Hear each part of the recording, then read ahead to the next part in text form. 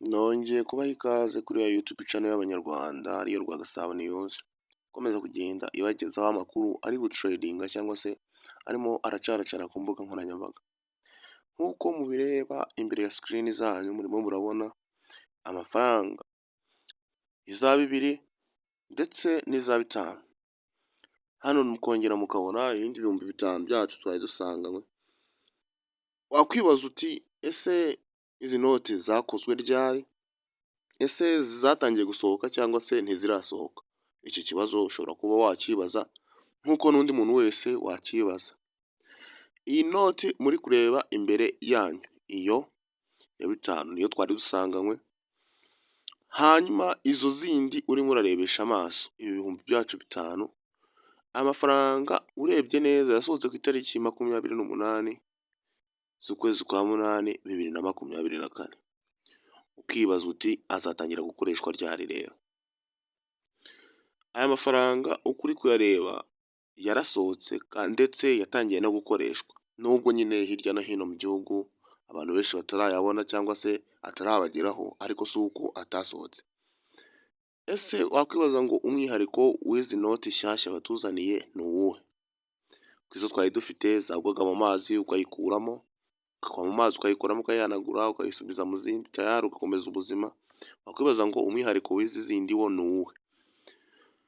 Umwihariko n'ubundi ni umwe, n'iyi ngiyi wayimesa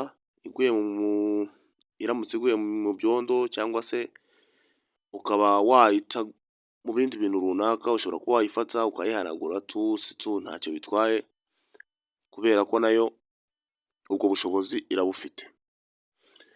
Hanyuma noneho wakwibaza uti se izi zindi twakoreshaga zo hatanzwe igihe kingana iki cyo kuba zigikoreshwa cyangwa se zo kuba zahinduwe? Ibyo ngibyo buri muntu wese nawe yabyibaza akavuga ati se amafaranga ko nyafite, se bazampindurira gute? Bazampindurira ryari? Okay, shira impungenge rwose.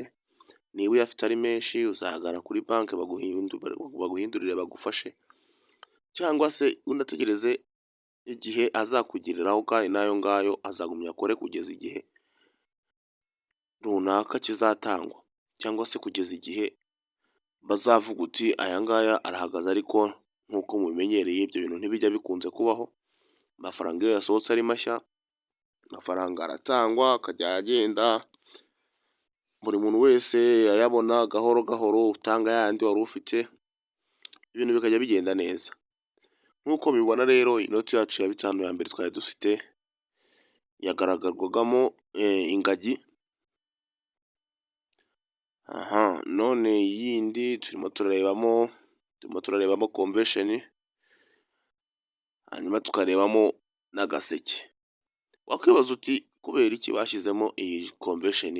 Iyi nzu yacu, inzu yinjiza amafaranga atari make mu gihugu cy'u Rwanda. Wakwibaza uti kubera iki ariyo bashyizemo? Iyi nzu uko muyireba, iyi ni inzu ikorerwamo ibintu byinshi bigiye bitandukanye: imyidagaduro, amanama ndetse n'ibindi byinshi umuntu atabasha kurondora kugira ngo ubashe kuba wabyumva. Ariko kugumya kuyishyiramo uku nguku ni ukuyongerera agaciro, ndetse na ba mukerarugendo bakabasha kubyiyumvamo, kuba bajya kuyisura kugira ngo bamenye byinshi byimbitse kuri iyo nzu murimo murarebesha amaso yanyu. Ariko nk'uko mubibona, iyi twari dusanganywe nayo ntacyo yari ibaye, yari imaze imyaka itari mikeya. Ariko izi zindi zo wakwibaza uti sasa ko ntarayibona, ko ntarayifataho, nzayibona nte? Okay, shira impungenge. Wowe ukireba ino video ukayibona, icyo usabwa cya mbere ni ugukanda subscribe kugira ngo ujye ubasha kubona n'ibindi bintu byinshi bigiye bitandukanye birimo biracaracara hirya no hino. Hari amakuru, hari imyidagaduro, buri kintu cyose wifuza hano kuri Rwagasabo News uzajya ucyahasanga. We icyo usabwa ni ugukanda subscribe, ibindi Imana ikajya igenda ibidufashamo. Ikindi kandi wakwibaza uti why